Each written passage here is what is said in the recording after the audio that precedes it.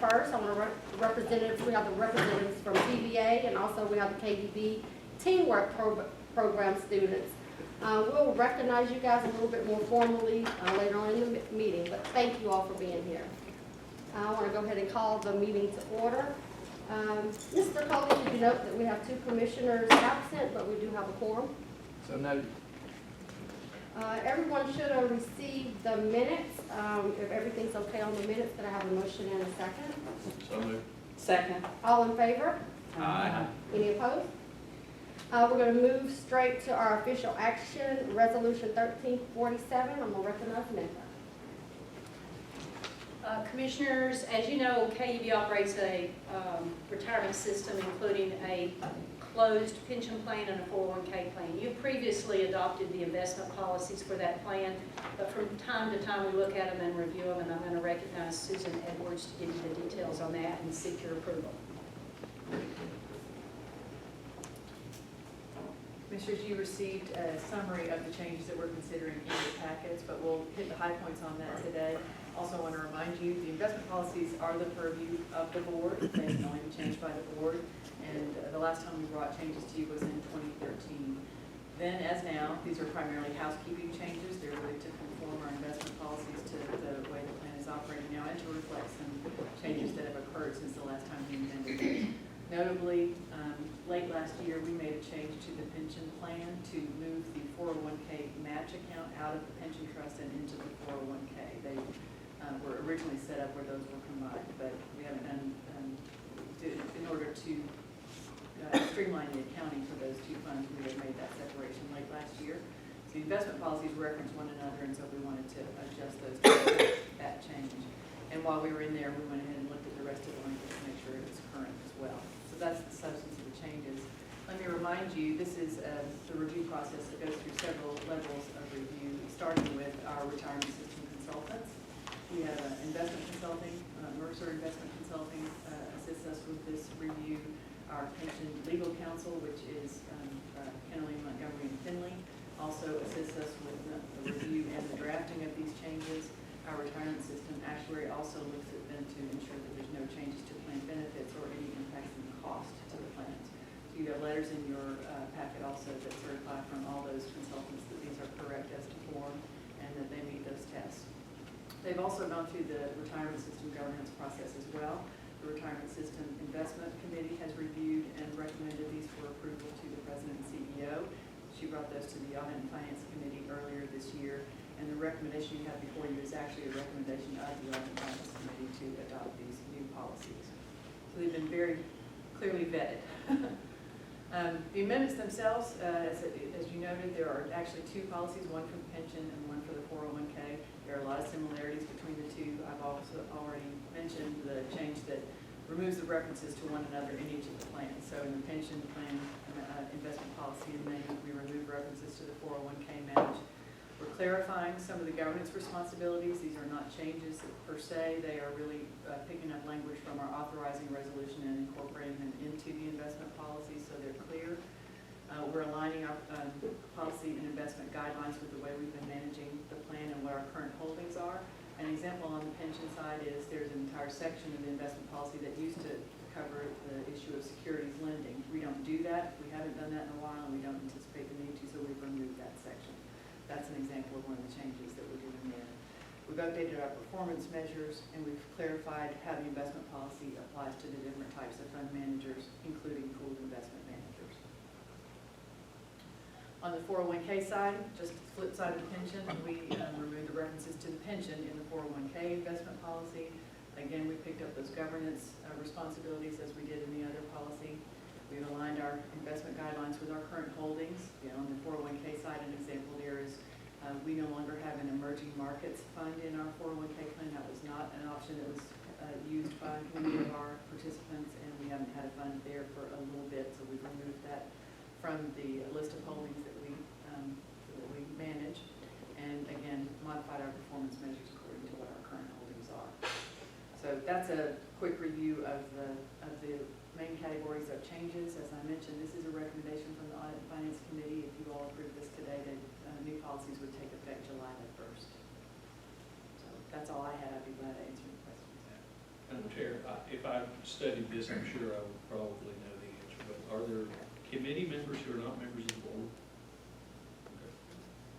I didn't know if we had outside experts. On that note, The administrative committee that is behind all this is the committee of employees, and then it goes up to the board level. Okay. But it initially starts with the employee level, which is the committee. any more questions? Resolution 1346 comes to us upon recommendation from the Audit and Finance Committee. It does not require a second. This is on first and final reading. Is there anyone here from the audience that wants to speak on this matter? We'll have the roll call. Mr. Coley, could you please call roll? Commissioner Askew. Aye. Commissioner Hamilton. Aye. Commissioner Herbert. Aye. Commissioner Thompson. Aye. Commissioner Warden. Aye. 1346 is passed on first and final reading. We're going to go ahead and move into Resolution 1347, the resolution replacing the existing rules and regulations of the electric, water, and wastewater divisions. I will tell you, this must be our housekeeping day, because we're getting a couple of these things revised. As you know, we have rules and regs in every one of our divisions, and last year you approved the amendments to the gas division. Today you have before you the water, wastewater, and electric division. And I'll tell you the reason these are before you is because we take these rules very, very seriously. The board adopts them, they're on our website, and we operate our systems in accordance with these rules and regs. So from time to time, we look at them to make sure there's clarity in what the meaning is, and in particular, to ensure consistency between our operating practices and the rules and regs. So we have before you three for revision today. I will tell you they're not significant, but Chris Hood will provide you the details of those. Thank you. Good afternoon, Commissioners. Today I would like to present Resolution 1347 for your consideration. This resolution is an update to the rules and regulations for the electric, water, and wastewater divisions. As mentioned, Mr. Walker presented amendments to the gas rules and regulations back in November. Today we would like to take some of the common terminology from those gas amendments and spread them throughout our other three operating systems. This way we can create a common platform for our employees and our customers to operate under. Before we look at some of the amendments, just a brief background. Rules and regulations are actually called out under city charter. City charter allows this board to adopt a set of operating documents, which once adopted, those rules and regulations can be then carried out by the CEO and our staff. Brief summary here. These are housekeeping in nature. Most of these actually came from the rules and regulations amendments to the gas system. A couple of these involve our customers. First of all, we realize that there are many ways in which KB acts with someone that is not necessarily the customer listed on the KB bill. It may be an owner of a property, maybe a user of our facilities, but we just wanted to broaden the definition of who we actually operate to include not just the customer, but the owner or user of our facilities. Secondly, there are a number of reasons in which we might need to access a customer's premise. For example, installing utilities, maintenance of our meters, etc. We have expanded that definition to also include the need to provide notification to our customers and also to inspect the premise. Beyond that, when these rules and regulations were adopted, we did not include the Tennessee One Call Act, which requires you to call before digging or basically allow our utilities to be marked. That is now incorporated in these documents. Those were all throughout each of the three divisions specific to the electric system. KUB spends a lot of time on vegetation management to ensure our systems work properly. We are now asking within these rules and regulations just formally that our customers do that as well on their properties, keep their service lines operable. In addition, on the wastewater side specifically, KUB has long had a process in which customers may have a secondary water meter behind their water meter, just to add as a deduct for flows that may not go to the wastewater system. Those meters have previously been owned and operated by the customer. With KUB's advanced metering program about to begin, we would like to take responsibility of those meters. So when we replace meters, we would also like to replace that meter with a KUB-owned secondary meter.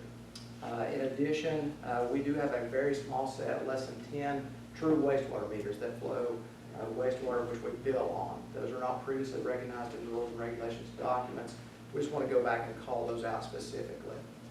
So that's just a brief overview of some of the changes. Like I said, these are mainly housekeeping in nature, changes of small practices in addition to definitions, that type of thing. But this is a good sampling of the amendments before you today. Again, I'm new. Why would somebody have a meter to measure wastewater? The last I, what kind of customer would have that? This is a very unique, situation in which we have a few industrial customers that may have a process that they specifically measure that flow, and we bill on that versus trying to deduct what does not go into the wastewater stream. I think there's 5 or 6 of these. This is very, very specific. Great.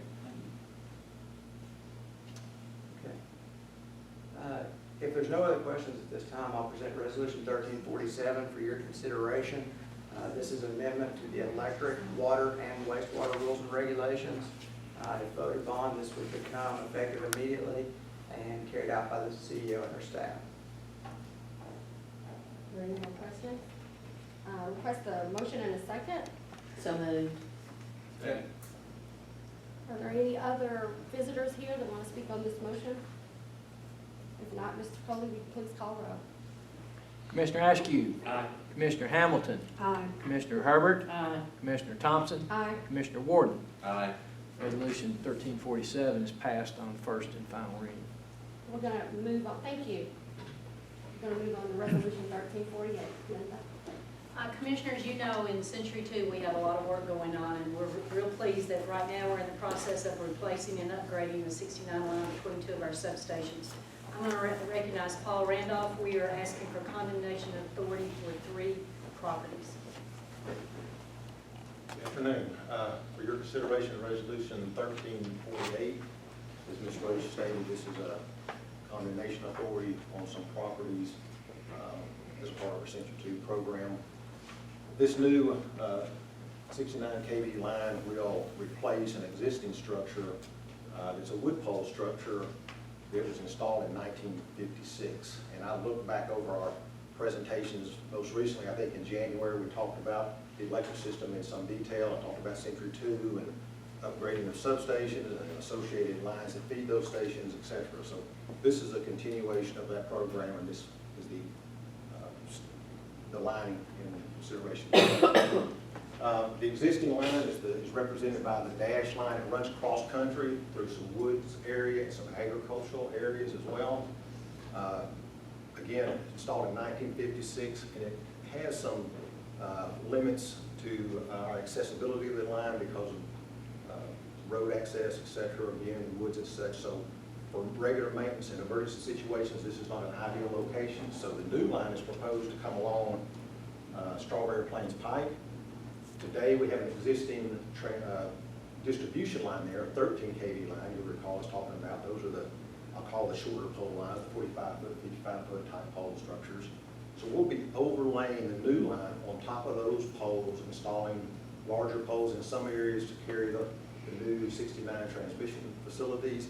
We'll be adding some fiber optics to use communication between the substations. And this would run between the Trentville substation and the Ramsey substation on our system. The blue parcels, I think there's 77 parcels in total. We have 74 easements acquired, and we're looking for condemnation authority on 3 parcels you see in yellow, and you'll have a hard time seeing this small one right here. It's a residential type lot, undeveloped at this time. Again, this is about 5.8 miles, as you see there. There's about 140 structures along that route. Construction is scheduled to start this September, and again, we have 3 easements yet acquired. Do we pay for that? Yes. Yes, and we have property assessments done by independent parties and so Resolution 1348 just provides authority for the condemnation of those 3 easements. We will still continue to negotiate over the next several months in anticipation of the start date in September, and the funds for that process will come through all the electric division. Do we have to condemn every one of those, or do we only condemn when we can't come to terms? Only when we don't come to terms, and we would hope that we will come to terms before we ever go to the condemnation round. But it just allows us to take that approach with the parties and move forward. So we already have an easement for the lower, We do. The larger requires a little wider area for us to work within in the future, and so we're requiring some additional easement rights. These are along the roadway. Typically, the transmission lines have a 50-foot right-of-way. Of course, when we utilize the street access, we don't need that much on the street side, so it's just less than that. Can you go back to the map? Yeah, it looks like there's a big yellow one down at the bottom. If were you asking, do we have easements on the dotted line where the line currently exists? Was that your question? no, I did Okay. it seemed like Yeah. we have easements on And Starry Plains you Pike, might- but I guess they're not wide enough for the. And you may note, in this area right here, for example, you don't see anything colored up there. The state right-of-way is wide, so we're able to use the existing right-of-way. So we're only getting easements as wide as we need and where we need. What happens to the old transmission route? It will be decommissioned, removed, and the property would go back to the owners. We'll release that back to them. Our use, we won't have that use anymore. Even though we paid for it? Well, in that case, in 1956, we probably didn't pay a thing. Oh. That was even before you were here, wasn't it? Before I was here. Thanks for reminding me.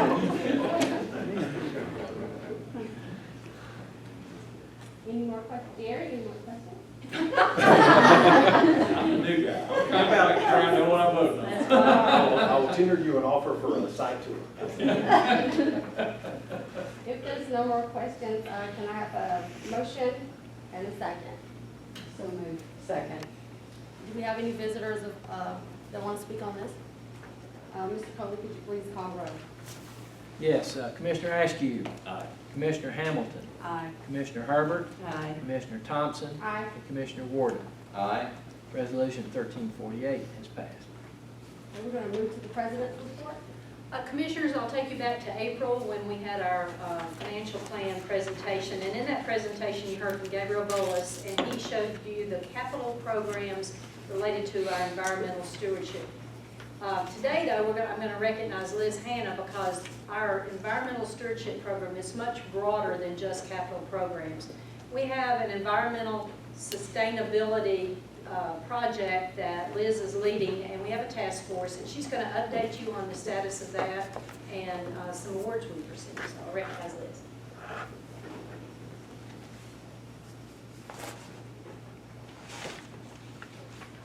Thank you. Last year, we completed a strategic initiative focused on environment and sustainability initiatives, so I'll give you an update on that and the plans that we've developed that have come out of that, including a new policy and performance measures. The strategic initiative last year was a great opportunity for us to take a look back at all of KUB's environmental impacts and identify new opportunities to address those impacts. Our team members are shown here on the slide. The team was sponsored by Eddie Black and Gabe Bolus, so we certainly appreciate their leadership through that process. But I do want to emphasize that we had many more representatives from KUB from across the organization who engaged with us throughout the process and third-party assessments, and that really helped strengthen the quality of that review and our ability to be thorough in what we were reviewing. One of the key outcomes from our process is adoption of a new corporate environmental policy. We previously did not have an environmental policy. Even though KUB's had a strong history of environmental initiatives, this policy is important to us because it reflects those commitments and helps us maintain that focus. So we're very pleased to share this with you today. Another outcome of the strategic initiative process is establishment of these key performance indicators, and we're working to develop long-range goals to align with these. I say we're developing those goals because we're in the process of collecting a lot of data. We also have the capital projects Gabe presented to you in April, and some of the design work for those projects has not been completed so that we can calculate things like the energy savings correlated with the HVAC replacement on the Hoskins Operations Center, for example. So we'll soon have those goals in place and be able to use those as a guide to better manage the performance of our environmental initiatives and keep those on track and make decisions about future program management. But in addition to goals for reducing energy consumption, increasing use of alternative fuels, these key performance indicators help us maintain focus on some of the things that are our core responsibilities related to the environment, So water quality is an example here of one of those. One of the most important things KUB does for the environment every single day is treat over 30 million gallons of wastewater in the community and discharge that back to the Tennessee River and make certain that we meet or exceed all of the regulations associated with that. This slide is just a reminder of an overview of the projects that were presented to you back in April and recently approved in the budget, so we'll be continuing plans for these projects. And I'm shifting here to talk about our internal efforts, but of course, things like the natural gas fueling station will be open to the public, and that will be a public benefit.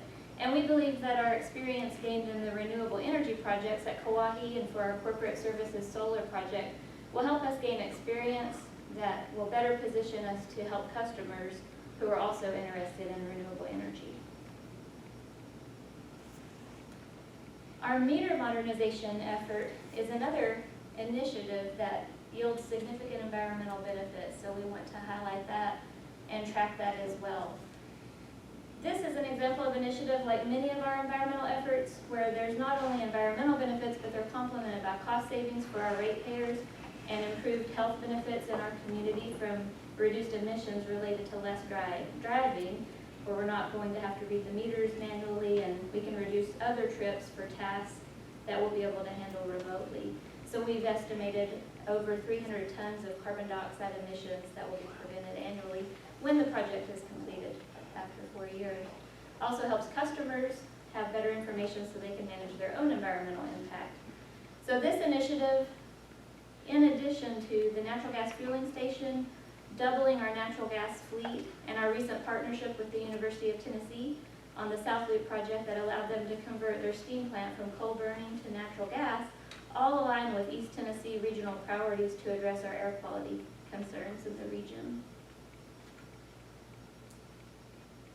And building on our past efforts, we're always looking at our operations and opportunities to improve them to benefit the environment and improve cost at KUB.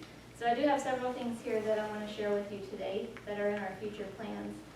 The first relates to our wastewater treatment plants. As you might imagine, wastewater treatment plants in general are heavy consumers of energy because of all the pumps and motors and the processes that are required. And specifically, the aeration process within the plant is up to 1/3 of the plant's electricity consumption currently. To operate those blowers, that maintains the dissolved oxygen levels required in the water. And so we are undertaking a project to install improved equipment and monitoring processes to fine-tune that. We always want to be conservative when it comes to our plants because our priority is plant performance, and we never want to take a risk to harm anything that would be the detriment to public health or environmental protection or our compliance with the regulations. So we'll take a conservative approach, but our information today indicates we've been maintaining the dissolved oxygen, probably at a higher level than necessary, and so we could realize up to a $200,000 annual savings as an outcome of this project. The second one relates also to wastewater treatment at the Kauai plant, chemical optimization, and specifically the use of defoamer chemicals at Kauai. When water comes into the plant, it sometimes contains surfactants that cause the water to foam throughout the process. And if we don't address that with defoaming chemicals, it would result in foam in the river, which is unacceptable, of course. So we preventatively manage that with defoamer chemicals. We have not in the past had the ability to detect when surfactants are present in the water coming into the plant. But we've identified a project to install some foam detection equipment that would better allow us to apply the defoaming chemicals when those conditions occur. We don't have an estimate on savings for the project. The defoaming chemical is very expensive. We haven't had the ability to measure the surfactants in the past, so we don't have the estimate for potential savings. But it would also have the environmental benefit of reduced chemicals added to the water. And KUB's had an active recycling program for many years, with everything from paper from our offices to the light bulbs, scrap metal where we are able to gain some return on investment for the recycling process. But we're always looking at those waste streams, and we did again in the strategic initiative to see what kinds of new recycling opportunities we might have. I just talked about the meter modernization effort, and that team is already looking at opportunities to recycle those meters that will be replaced. There's several 100,000 rather than sending them through the waste stream. So I'm glad the team is already evaluating that. But one thing that team has already done is identified a solution for the water meter lids. Those lids have to be able to accommodate the new communication devices. So they have to have about a 2-inch diameter hole, and we could certainly go purchase lids that are able to accommodate those devices. But instead, the team evaluated options and identified a solution where a vendor can take our existing meter lids and retrofit them so that we can install the communication device. So we have over 80,000 water meters, and instead of having that waste impact, we're going to be able to reuse those lids. That process will cost $4 to $5 per lid, and purchasing a new lid, I understand right now, is about $20 per lid. Has been up to $60 in the past, so that's a significant savings for our ratepayers as well. And then finally, with recycling, another new initiative that we implemented this past year is concrete recycling. We have concrete electric poles. They last a very long time, so we've not had a large amount of concrete to recycle in the past. But with our increased Century 2 work, we have more now than we had in the past. We identified an opportunity with Harrison Construction where they can crush that concrete and they sell the material for reuse.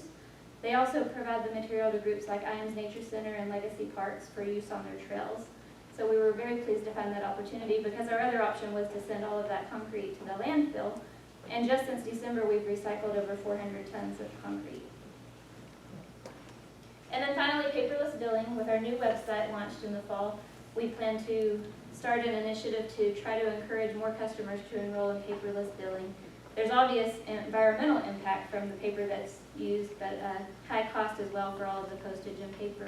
And if we can double our paperless billing enrollment, we could achieve up to $60,000 annual cost savings. We've already started an internal campaign to educate our employees and ask them to consider going paperless as well. And speaking of employees, we've revitalized our employee engagement program at KUB related to environmental stewardship. So this involves regular presentations at department meetings, information in our newsletter. We now have a cross-functional environmental team with a representative from each area so they can continue to help us evaluate our initiatives and look for new opportunities.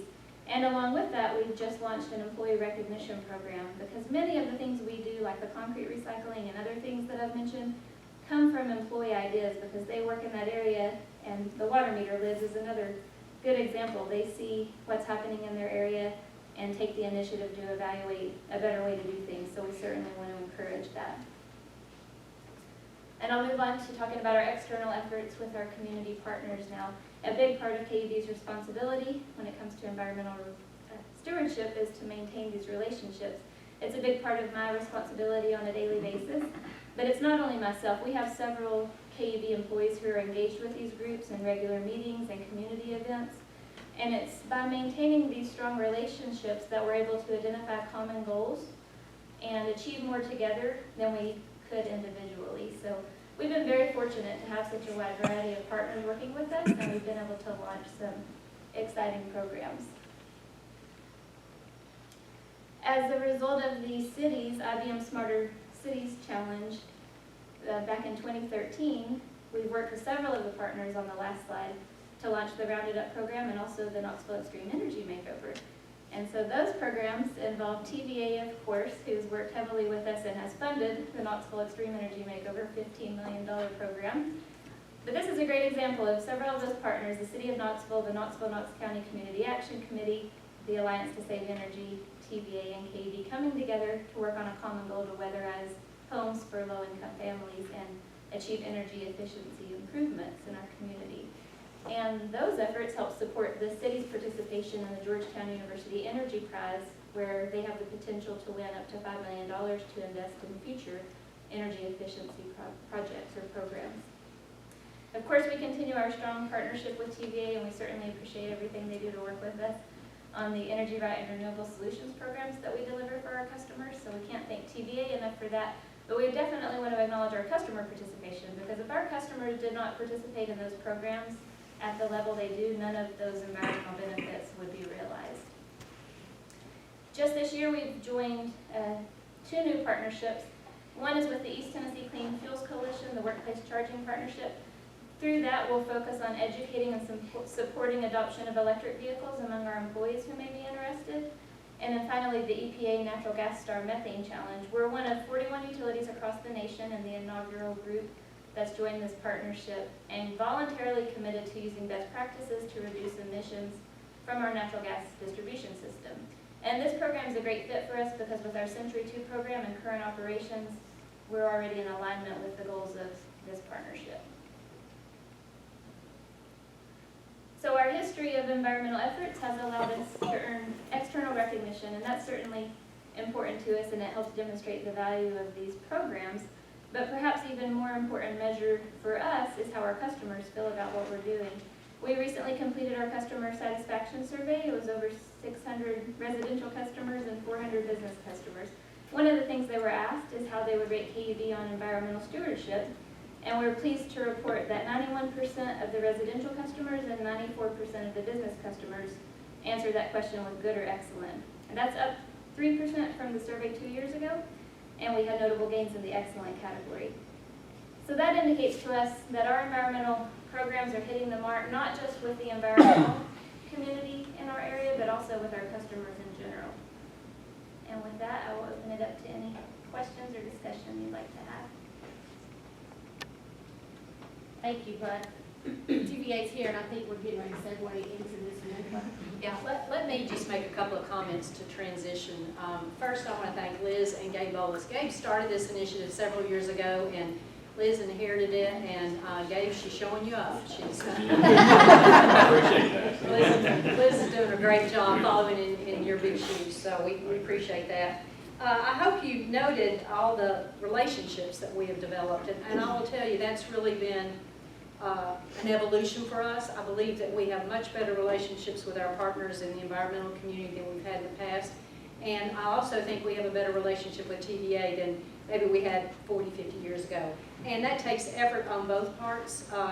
We see each other as having the same goals, and I think we make each other better. So I want to recognize Cindy Heron. She's the Vice President of Energy Right and Renewable Solutions. And as she comes up, she has some comments she wants to make, but I also want to recognize a couple of managers from TVA. These are the folks that we see more often than we do Cindy, and Christy Cagle-Brooks and Robbie Ansary. And these folks work with us constantly, day in and day out. Robbie really works with all facets of KUB. He's customer service manager, and he kind of keeps us in tow. And whenever we have a problem with one of our customers, and we can go to him and he can help out a lot. And Christy does just about everything that she can do in the environmental area, so we really appreciate her assistance, including personal assistance to me whenever I have to show up at TVA. So we thank them for their role in helping KUB to look good to our customers. Well, thank you very much. I appreciate that, Ms. Roach. It's my honor and privilege to be here today on behalf of TVA with Robbie and Christy to recognize KUB as a top performer in our Energy Right and Renewable Energy Solutions programs. Those programs are energy efficiency, demand response, and renewables. And as Liz said, you've had tremendous success here because your customers have participated in those programs. But what I will also say is that it's only been because of your leadership, your vision, your commitment to provide staff, to then support and take these programs to your customers that we've been able to have the success. In the Valley, we started this journey about 8 years